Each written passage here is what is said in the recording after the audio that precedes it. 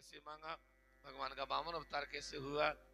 तब सुखदेव जी बोले राजन, जिस समय देवासुर संग्राम हुआ तो देवासुर संग्राम में राजा इंद्र ने बलि के माथे में कुल्हाड़ा मार दिया और बलि मर गया।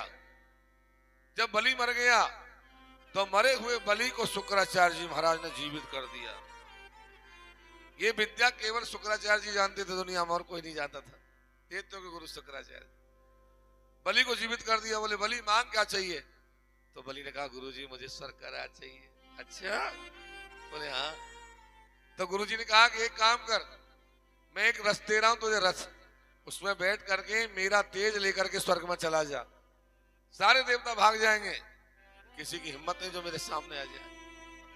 अकेला बलि गुरुजी का ब्रह्म तेज लेकर के स्वर्ग में गया तो सारे देवता भाग गए और बलि का स्वर्ग में राज हो गया।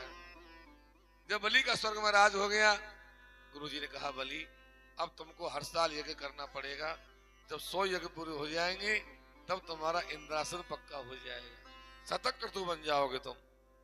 बोले ठीक है गुरुजी, हर साल ये करवाया जाए, कर जाए करो। गुरुजी हर साल आते एक करवा जाते।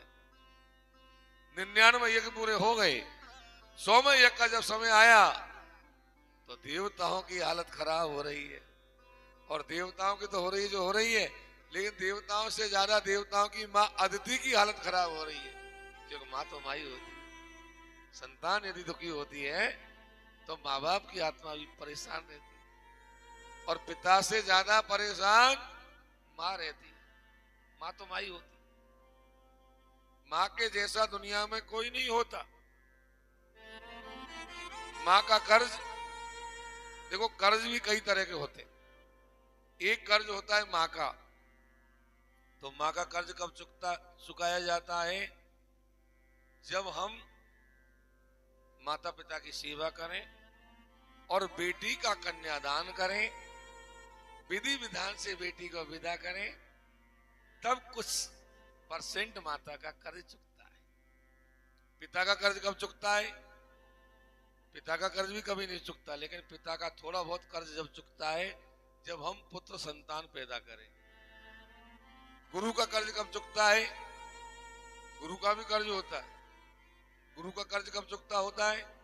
बोले गुरु का कर्ज जब चुकता होता है जब हम किन्हीं लोगों को और ज्ञान दें, शिक्षा दें और हमारी वाणी के द्वारा किसी का कल्याण करें, तब गुरु का और ये गुरु का ऋण चुकता है। और पृथ्वी माता का ऋण कब चुकता है? जब हम पृथ्वी पर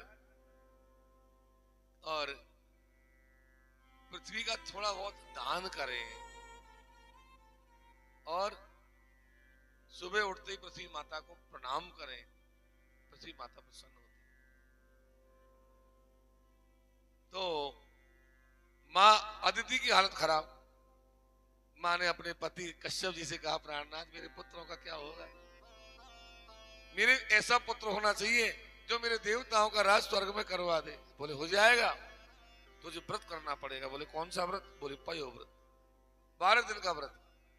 अदिति ने वो पयो व्रत किया। फाल्गुन के महीने के पड़वा से 12 तक का व्रत है वो, लेकिन है बड़ा कठिन व्रत। गाय के दूध में बस केवल गाय का दूध पीना पड़ता है, बछड़े की गाय का। हवन होता है, रोजाना पूजन होता है, बहुत कठिन व्रत है। अदिति ने वो व्रत को किया। अदिति महारानी कर्म में भगवान आ गए।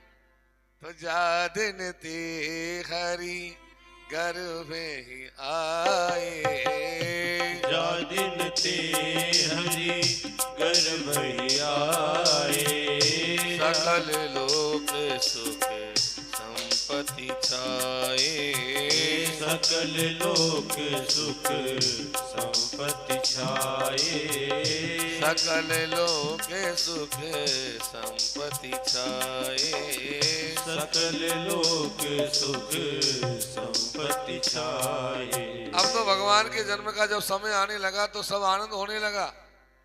धीरे धीरे भादों का महीना आ गया, शुक्ल पक्ष 12 तिथि आ गए, श्रवण नक्षत्र आ गया, अवधित समय आ गया और अदिति महारानी गर्भ से साक्षात वामन भगवान का अवतार हुआ। जिस समय वामन भगवान का अवतार हुआ, देवताओं ने दुंदुभियों के बाजे, पुष्पों की वर्षा। बोलिए वामन भगवान की जय हो। यज्ञ सयज्ञ पुरुषा च्युत तीर्थ पाद तीर्थस्तव श्रवण मंगल नाम धेय आपन्नि लोक व्रजिनो पसमो दयाद्यो सन्नक्रदीश भगवन सिद्धीनाथ। अति ने बहुत सुंदर स्तुति करी। भगवान ने कहा माँ आपने जिस भाव से मुझे याद किया मैं आ गया, अब चाहे मुझे कुछ भी करना पड़ जाए लेकिन मैं वचन देता हूं माँ तेरे पुत्र इंद्र का मैं स्वर्ग में राज करा करके ही आऊंगा, मुझे जाने दो माँ। माँ ने कहा जाओ प्रभु। तब भगवान वामन यहां से चले। वामन भगवान कैसे हैं? केवल वामन अंगुल की मूर्ति, लेकिन तपाए हुए सोने के समान तेज, चमक मार रहा शरीर। वामन भगवान जब जाने लगे आगे तो देवताओं ने देखा, तम बटुम वामनम दृष्ट्वा मोदमानम हर्षयो कर्माणि कारयामासु पुरस्कृत्य प्रजापतिं। जब देवताओं ने देखा तो श्रृंगार किया भगवान का आकर के। देवताओं ने, कश्यप जी ने मूंज की मेखला पहना दी, ब्रह्मा जी ने कमंडल ले दिया, बृहस्पति ने जनेऊ पहना दिया, पृथ्वी ने खड़ाऊ लाकर पहना दी, इंद्र ने छत्ता दे दिया, सरस्वती ने हार पहना दिया। अब तो भगवान शंकर ने अक्षमाला गले में डाल दिया। बोले भिक्षा मांग के लाओ। बोले कहां से? बोले अन्नपूर्णा मां से। अन्नपूर्णा मां से भिक्षा मांग के लाए भगवान वामन। बोले यह भिक्षा से काम नहीं चले। त्रिलोकी का राजा बलि है जो नर्मदा के किनारे शुक्राचार्य जी गुरु बना के ये करवा रहा, वहां जाके उनसे लाके लेके आओ भिक्षा, तब काम चलेगा। तब वामन भगवान बलि के यज्ञ की तरफ चलने लगे हैं। नर्मदा के किनारे भृगु कच्छ नाम के तीर्थ में शुक्राचार्य जी यज्ञ की तैयारी कर रहे, वहां वामन भगवान चल दिए। ये भृगु कच्छ तीर्थ में जब पहुंचे हैं तो बलि के द्वार पर पहुंच गए। बलि से जाकर नौकरों ने कहा महाराज जी आपके द्वार पर एक बालक आया छोटा सा। अच्छा। बलि गुरु जी से कह के आया महाराज जी मैं आता हूं अभी 2 मिनट में। कोई ब्राह्मण आया। बलि ने आकर के द्वार पर देखा तो साक्षात वामन भगवान खड़े। बोलिए वामन देव भगवान की जय हो। अरे वामन का रूप बनाए प्रभु बलि के द्वारे आए। वामन का रूप बनाए प्रभु बलि के द्वारे आए। ओ वामन का रूप बनाए राजा बलि के द्वारे आए। वामन का रूप बनाए राजा बलि के द्वारे आए। ओ इनके छोटे छोटे पांव, इनके छोटे छोटे हाथ, इनके छोटे छोटे पाँव, इनके छोटे छोटे हाथ, इनके छोटे छोटे पांव, इनके छोटे छोटे हाथ, इनके छोटे छोटे पाँव, इनके छोटे छोटे हाथ। आंखों में कमंडल सुहाए राजा बलि के द्वारे आए। ओ वामन का भेष बनाए राजा बलि के द्वारे आए।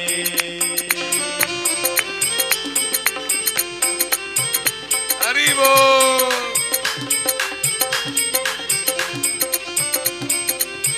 वामन भगवान की जय हो। हरि हरि।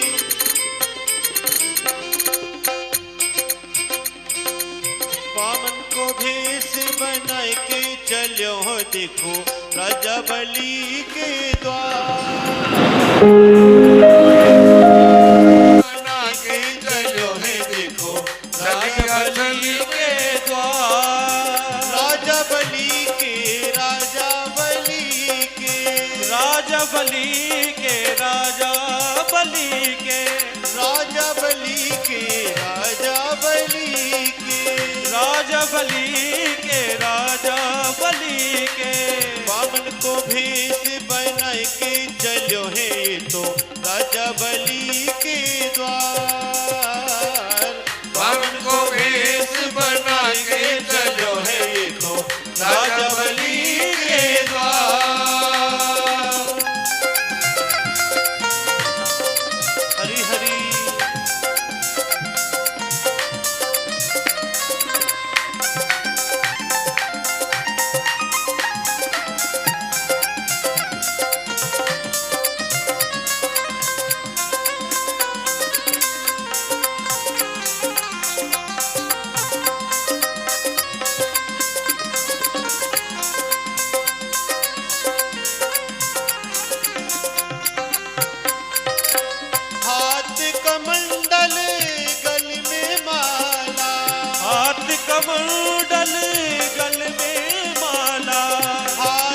कमंडल गल में माला, हाथ कमंडल गल में माला, माथे पे तिलक लगाए के चलो है देखो राजा बलि के द्वार। ओ माथे पे तिलक लगाए के चलो है देखो राजा बलि के द्वार। बामन को भेष बनाए के चलो है तो राजा बलि के द्वार। बामन को भेष बनाए के चलो है देखो राजा बलि के हरि बोल द्वार। प्यारे बामन भगवान की जय हो।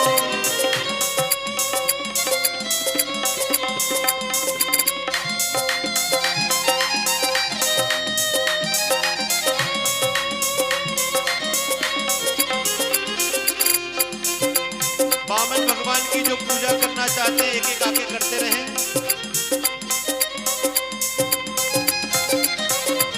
जय हो।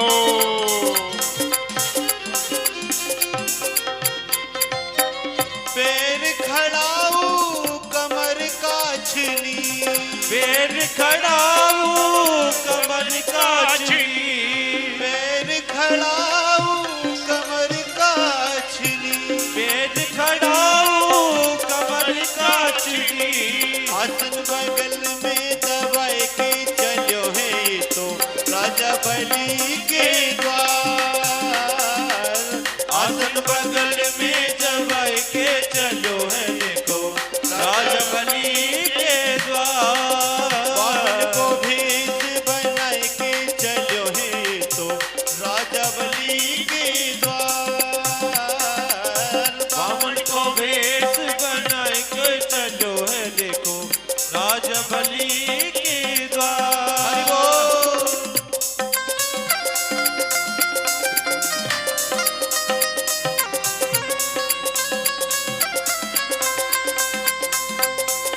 बामन भगवान की जय हो।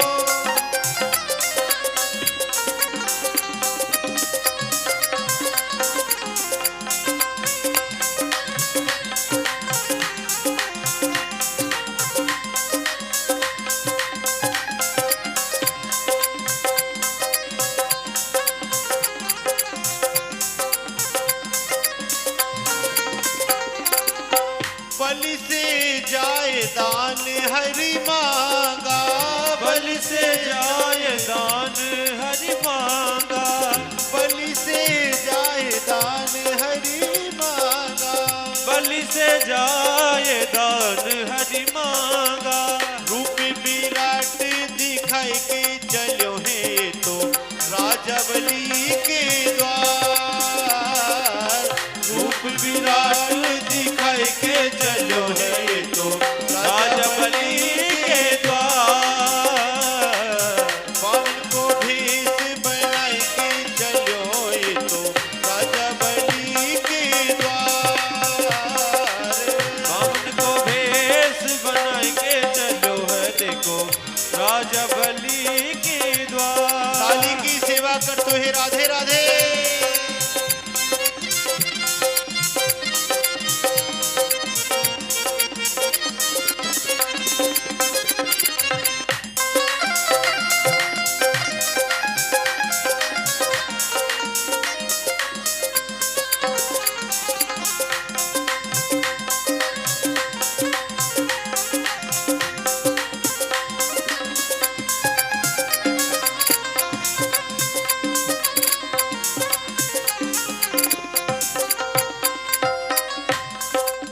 नभ से देव पुष्प बरसावे, नभ से देव पुष्प बरसावे, नभ से देव पुष्प बरसावे।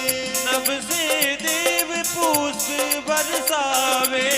देख देख के सब सुख पावे, देख देख के सब सुख पावे।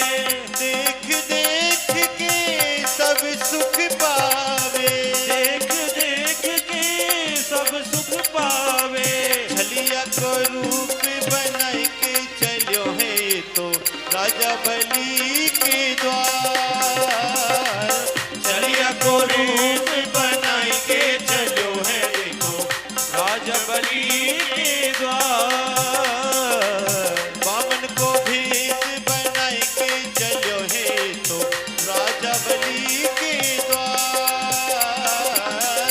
रावण को भेष बनाए के चलो है देखो राजा बलि के द्वार।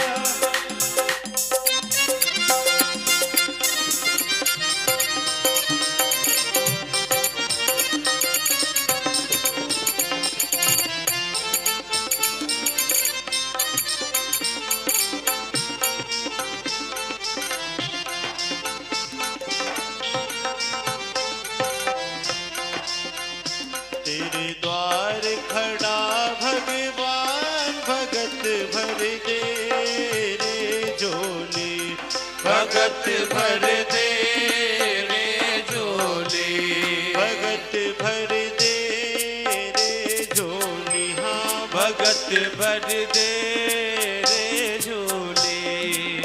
वो तेरा होगा बड़ा एहसान, तेरा होगा बड़ा एहसान, कि जुग जुग तेरी रहेगी सांस, भगत भर दे रे झोली, भगत भर दे रे झोली।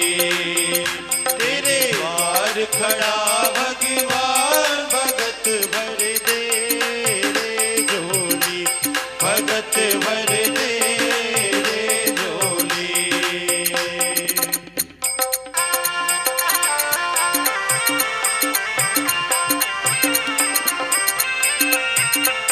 हरि बोल।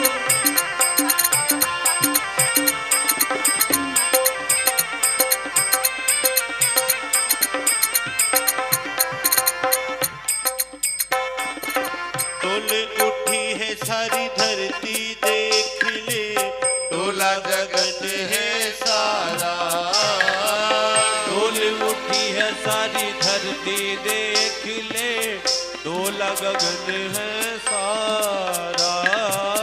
भीख मांगने आया तेरे दर, जगत का पालन हारा रे, ओ जगत का पालनहारा। मैं आज तेरा मेहमान, ओ मैं आज तेरा मेहमान, कर ले रे मुझसे जरा पहचान, भगत भर दे रे झोली, भगत भर दे रे झोली। तेरे द्वार खड़ा भगवान भगत भर दे झोली, भगत भर दे रे झोली।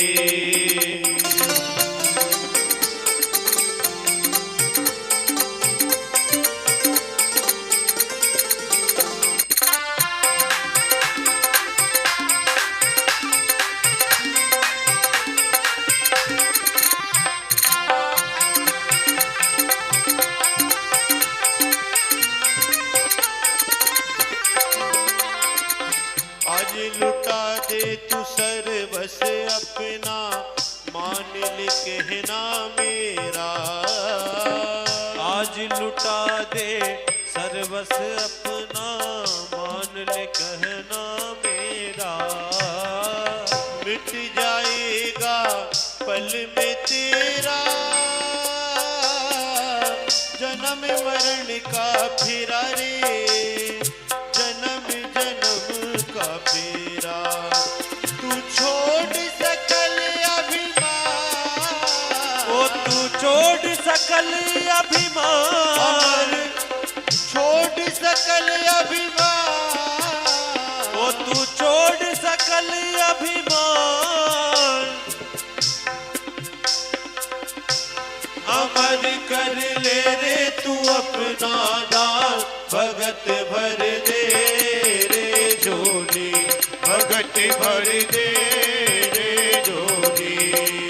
ओ तेरे द्वार खड़ा भगवान भगत भर दे रे झोली, भगत भर दे रे झोली, भगत भर दे रे झोली, भगत भर दे रे झोली, भगत भर दे रे झोली। बोलिए भक्त वत्सल भगवान की। जय हो। बलि के द्वार पर भगवान आए, बलि ने स्वागत किया कि स्वागतम ते नमस्तुभ्यम ब्रह्मन् किम करवामते शांति से, ब्रह्मर्षि नाम तपो शांति से, मन्ये थोड़ा त्वारि शांति बनाइए। वपुर्धरम्। हे ब्राह्मण देवता, आपका स्वागत है। ऐसा लग रहा है मानो सारे ब्रह्म ऋषियों का तेज आप में ही समाहित हो गया हो। आज आपने मेरे कुल को धन्य कर दिया, मेरे राज्य को धन्य कर दिया, आनंद कर दिया ब्राह्मण आपने। भगवान बोले राजन, मैं तुमको जानता हूं, मैं तुम्हारे पिता को जानता हूं, तुम्हारे बाबा को जानता हूं। तुम्हारे बाबा हुए हिरण्यकश्यप हिरण्याक्ष, मर गए, लेकिन विष्णु से वैर किया तो किया। उनका बेटा हुआ प्रहलाद, जिसके लिए भगवान को नरसिंह रूप बनाना पड़ा। प्रहलाद का पुत्र हुआ विरोचन, तेरा पिता। देवताओं को आयु का दान कर दिया, और तू विरोचन का पुत्र बलि है, बड़ा दानी है तू। लेकिन ये मत समझना मैं कोई दान लेने आया हूं, नहीं नहीं नहीं नहीं नहीं, मैं तो खाली तेरे यज्ञ के दर्शन करने आया हूं। बलि ने कहा महाराज, बलि के द्वार पर कोई आया खाली हाथ चला जाए, अब मांगो तो सही। सोना चाहिए तो सोना मांगो, चांदी चाहिए तो चांदी मांगो, धन दौलत धरती पृथ्वी जो भी चाहिए। भगवान ने मना कर दिया। अरे कुछ भी नहीं चाहिए तो कोई बढ़िया सी लड़की मंगवा के तुम्हारा ब्याह करवा दे। बोले नहीं। गाय ले जा, बोले नहीं। भगवान ने कहा देख, यदि मैं लूंगा तो मेरा संकल्प टूट जाएगा, और नहीं लूंगा तो तेरी आत्मा में दुख हो जाएगा। चलो मांग ही लेता हूं। हाँ तो महाराज मांगो ना। तब भगवान ने मांगा कि तस्मात् त्वत्तो मही भी सत परस्तम वरदर्शभ पदानि ते निदेतेन्द्र सम्मितानि पदा मम। यदि देना ही चाहते हो तो 3 पग पृथ्वी का दान दे दो, वो भी मेरे पैरों से, मेरे पैरों से। बलि ने कहा आपके पैर तो छोटे छोटे हैं। बोले बस इतना ही चाहिए, ज्यादा नहीं चाहिए। अड़ गए भगवान। या शुक्राचार्य जी महाराज निकल के जा रहे, उन्होंने कहा ए बलि, देर क्यों हो रही है? बोले महाराज आप भी ब्राह्मण, ये भी ब्राह्मण, आप समझाओ, ये 3 पग पृथ्वी के दान पड़ रहा है। शुक्राचार्य जी ने गौर करके देखा तो क्या देखा? साक्षात भगवान खड़े हैं। शुक्राचार्य जी ने कहा जानता है कौन है? बोले मैं तो नहीं जानता। तब शुक्राचार्य जी ने कहा कि ऐसे बेरोचने साक्षात भगवान विष्णु रब्बे, ये साक्षात भगवान विष्णु तेरा सबको लूटने आए, मना कर दे, मना कर दे। बलि ने कहा गुरुजी मैंने तो कह दिया, मैं मना कैसे कर दूं? बोले मना कर दे, नहीं तेरी राजलक्ष्मी नष्ट हो जाएगी।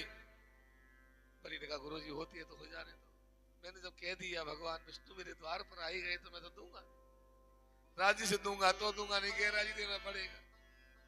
बोले मैं श्राप दे जाऊंगा तुझे। बोले दे दो गुरुजी, कोई फर्क नहीं पड़ता। भगवान के सामने मैं मना नहीं कर सकता। शुक्राचार्य जी श्राप दे करके चले गए।